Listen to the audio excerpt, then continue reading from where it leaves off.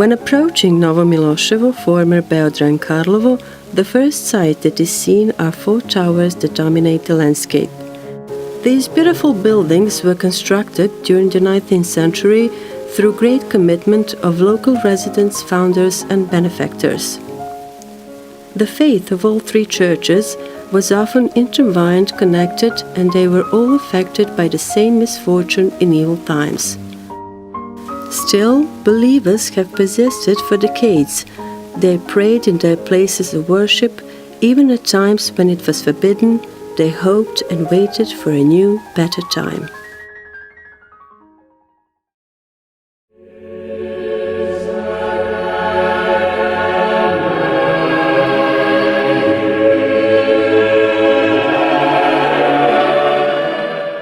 The parish of Roman Catholic Church in Beodra was founded in 1796.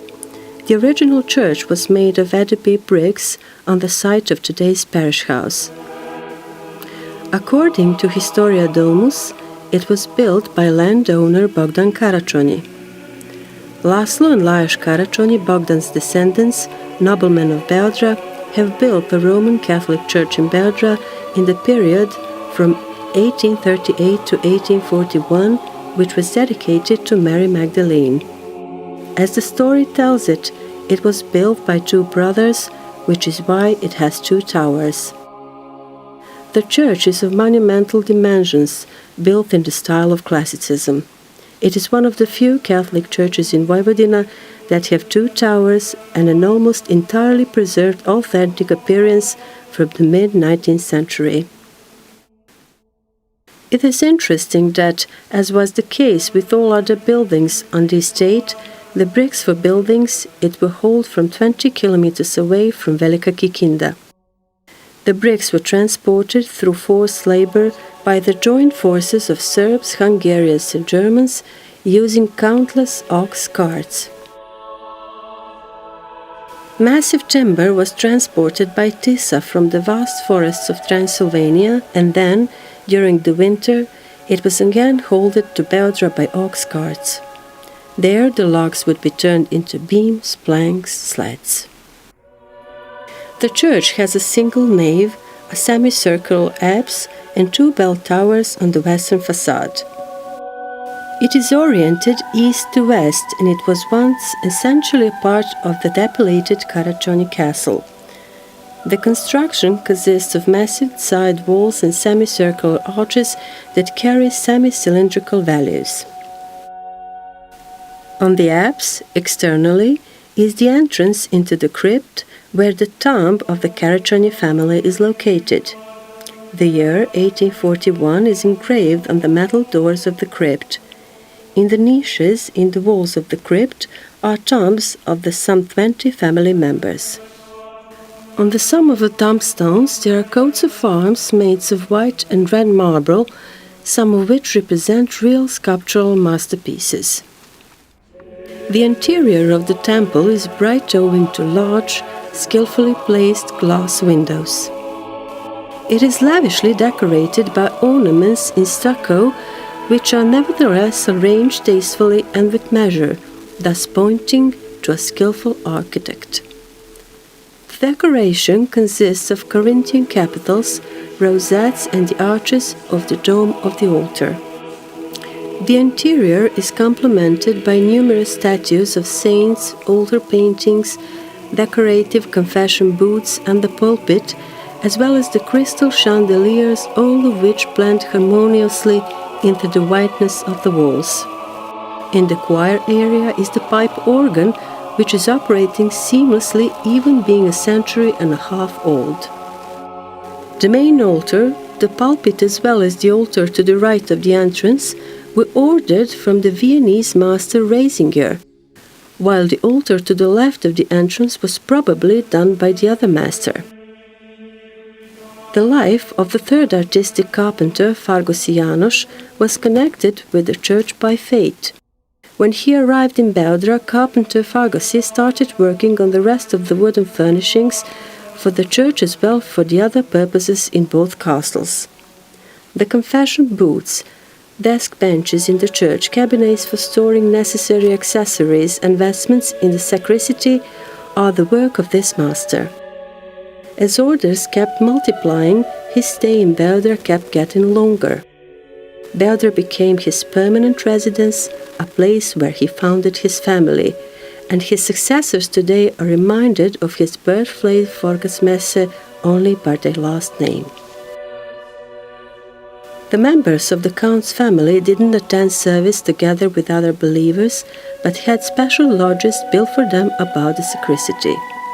They were furnished with leather armchairs and luxurious desk benches, elevated on a 3-step high podium. From the lodges one can see the entire beauty of the church, attend the service, and at the same time remain hidden from the eyes of curious believers. On the main altar is a painting on canvas representing Mary Magdalene praying in front of the grave.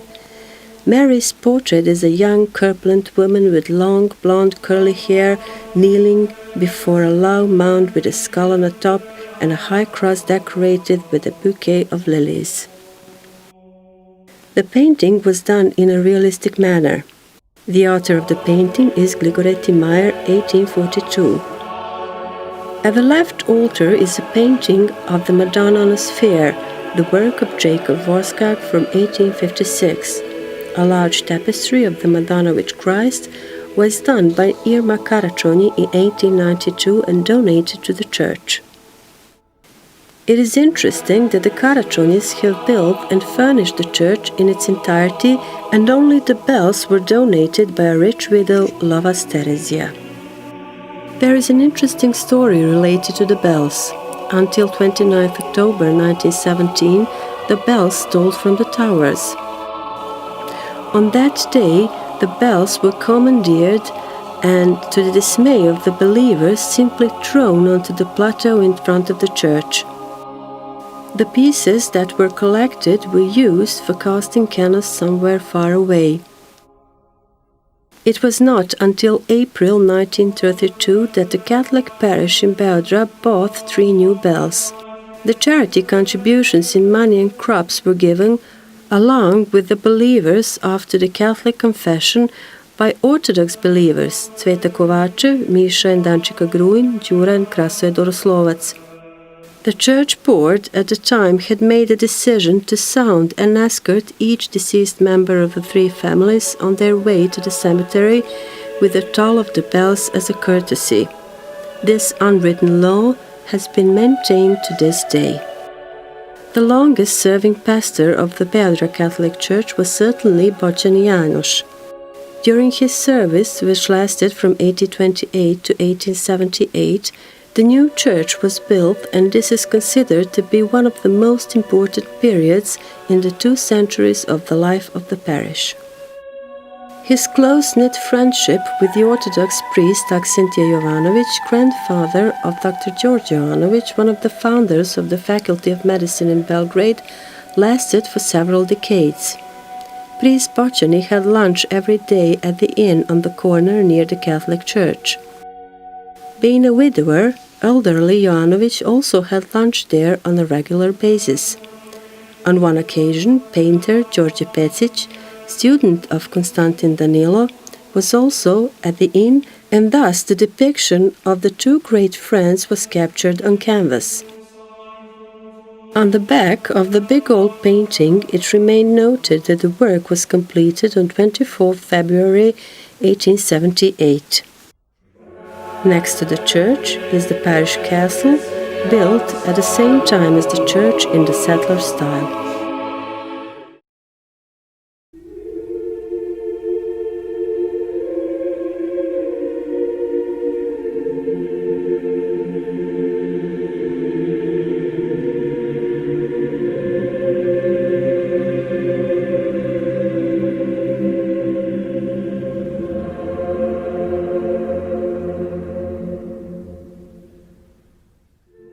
The temple of the Holy Archdiakon Stefan, made out of raw bricks, painted white, has 8 glass windows, a brick floor, plank ceiling, 2 wooden doors, and undammed German door knobs, covered with old shinglers, with a churchyard surrounded by a fence. It has 1 bell.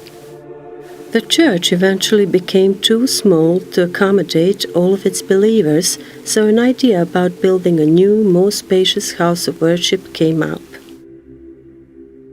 The Karačonis wished to expand their property onto the building grounds where the church and cemetery were located, so they suggested that the new church be built on the new Beldra Square. The negotiations concerning the relocation of the church to its present location lasted for many years, but the counts eventually won by means of threats and ample financial help.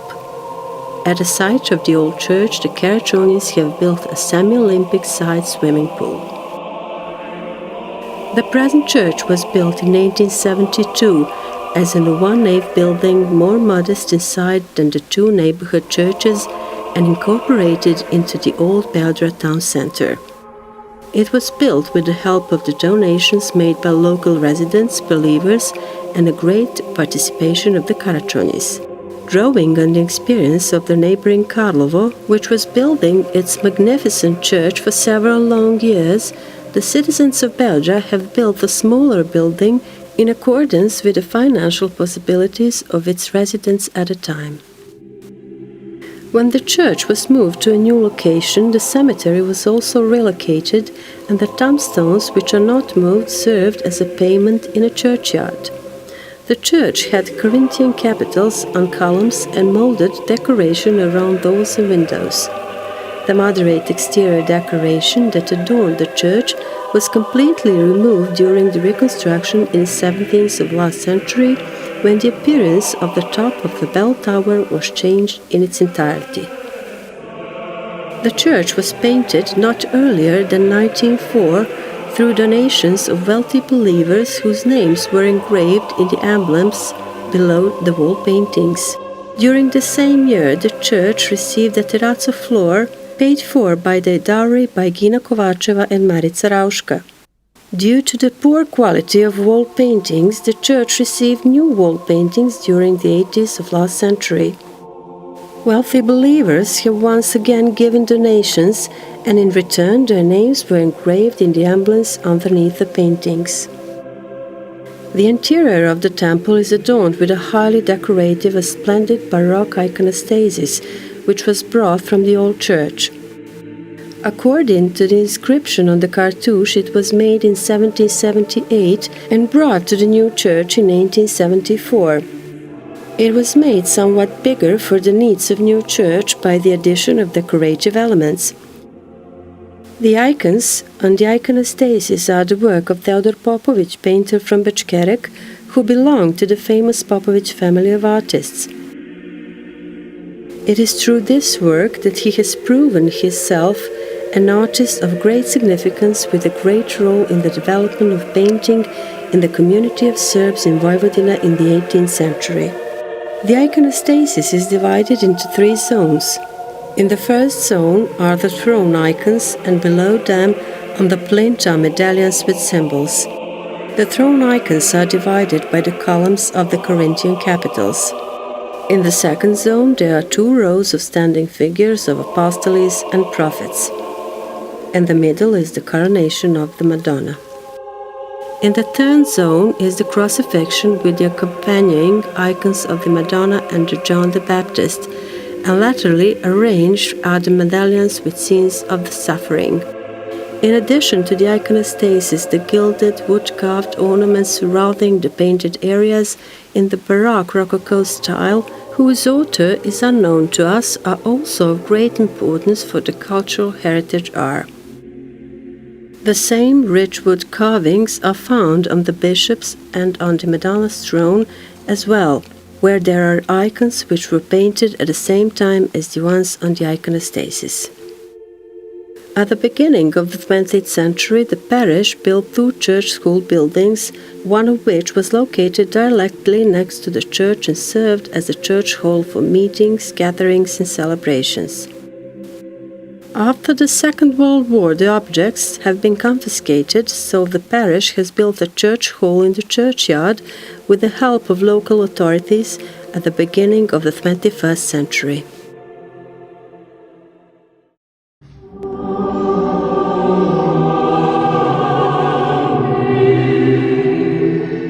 Settled at a later time and at first not very economically strong, the residents of Karlovo have built the first church in the original center of the village. Its description is also recorded in the visitation of the Timișoara Eparchy in 1758. The church, temple of Archangel Michael, made of turf, on it 2 windows, 2 simple doors without a value, covered by reeds, with an unfenced churchyard. With the establishment of the Velikokikinski district in 1776, Karlovo received certain privileges, started developing faster and growing up in number of residents. The number of residents surpassed the capacities of the existing place of worship, and during the 20s of the 19th century, a new square was founded with a location for the new church. Having a vision of the future needs of the population in mind, the church board at the time started a grandiose construction project. They began building the church, which still overlooks the village and which will be, due to its size, along with churches in Pančevo, Vršac, Jerkovac, among the largest churches in Banat. Hundreds of thousands of bricks have been built into the walls and values, and one can only imagine what kind of an undertaking it was if it is known that all of the bricks will hold from the 20 kilometers remote Kikinda. As the story tells it, the church in Beldra was built by members of the upper class, and the church in Karlovo was built by the people. The funds were collected painstakingly, and there are stories that the members of the church board had sewn their pockets to avoid any coins falling into the dam by accident.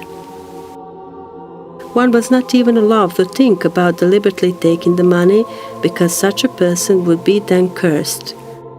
After several years of painstaking work, there was a financial shortage, and the residents of Karlovo pleaded to their then already famous fellow citizen Teodor Pavlović, secretary of Matica Srpska, for help. He was the one who addressed rich merchant Sava Tekelija in a letter in 1836. On this occasion, I would also have an earnest request from Your Highness, if this is not asking too much. The citizens of the village of Karlovo, the place of my birth, are building a church which is already built up and which is supposed to be completed this spring, but the citizens are in an enviable situation, not having enough funds, and they wish to take out a loan so that the construction works doesn't stop. They hope to find help nowhere else but from Your Highness. What the answer that Sava Tekelija sent to Teodor Pavlović and indirectly to his fellow citizens was, we do not know. However, residents of Karlovo finished their church in 1842. The memory is still alive among local residents that, at the time of the construction of the church, a lot of land and the property of most of the residents were catalogued for many years, which was probably the consequence of the loan that was taken out. The readiness of the people to have a mortgage placed on their personal property in order to build the church speaks of great faith, developed consciousness, and a sense of freedom of the district residents from Karlovo. The church in Karlovo is a monumental one-nave building pulled in on both sides from the street front. The thickness of the wall and the niches reaches over 3 meters. The roof is gabled, covered with roof tiles. The west facade of the church is done in the neoclassicism style, with shallow pilastries above which stands the roof cornice and the tympanum triangle filled with the all-seeing eye. The tall bell tower, covered with copper sheeting, has Gothic pointed arches on its windows. Unlike the virtually flat western facade, the side facades have deep semicircular niches inside which windows are placed. After the construction of the church was completed, the making of the iconostasis commenced. Among the painters who were interested was Đure Jakšić, whose father was born in Karlovo. He submitted the icon titled "Christ Raises the Daughter of Jairus from the Dead" as a sample, but the church board opted for the most famous at that time, Nikola Aleksić. Aleksić finished the iconostasis, choir area, thrones, and the valley above the Celias in 1855. On the iconostasis, the magnificently subtly painted throne of Archangel Gabriel immediately catches the eye. It is claimed to have been exhibited at the Millennium Exhibition in Budapest in 1896. The iconostasis consists of 36 icons divided into 3 zones. The throne icons, Archangel Gabriel and Saint John the Baptist, are in the first zone, and below them on the plinth are medallions with the scenes from the Old and New Testament. In the second zone are icons depicting the major holidays. In the middle is the coronation of the Madonna. In the third zone there are 12 icons depicting the prophets, the crucifixion of Christ, and the icons of the Saint John and the Madonna. The figures are all peaceful, standing, and there is not much liveliness or dynamic in any of the compositions. The carvings on the iconostasis are very lavish. The decorative elements are oak leaves that curve into thick, dense waves, large gilded vases, and white columns with Corinthian capitals. The same carving motifs can also be found on the thrones. Laterally, from the iconostasis in the choir area, the wooden paneling continues, and this is where 3 icons with the same carving and painting work of Nikola Aleksić are placed. The valley over the Celias was painted by Nikola Aleksić, judging by the drawing of the figure, the manner of composing, and the way the clouds were painted. The other artistic work on the valleys and walls of the church were done in 1872 by painter and decorator Joseph Goigner, whose mastery is specifically reflected in the making of the frame surroundings of the paintings on the wall, where the three-dimensionality is almost entirely evoked. It is interesting to mention that, in addition to the Zrenjanin's cathedral, Goigner's work is preserved in its entirety only in Karlovo. As a courtesy, 4 woven woolen flags, which are still used during the service, are kept in the church. The churchyard is the location of the burial place of Theodor Pavlovich, one of the most significant personalities among Serbian people in the first half of the 19th century. The first secretary, reformer, and restorer of Matica Srpska, editor of Letopis, founder of the first gallery, first museum collection, and the founder of journalism in Serbs. Matica Srpska raised a monument in his honor in the churchyard in 1888. One of the notabilities of the church in Karlovo is its farmers' choir, a choral society which, since it was founded in 1889 until today, participates in the religious service and accompanies priests. The choral society is preserving a unique style of chanting and specific manner of singing, which arose under the influence of Russian priests from emigration.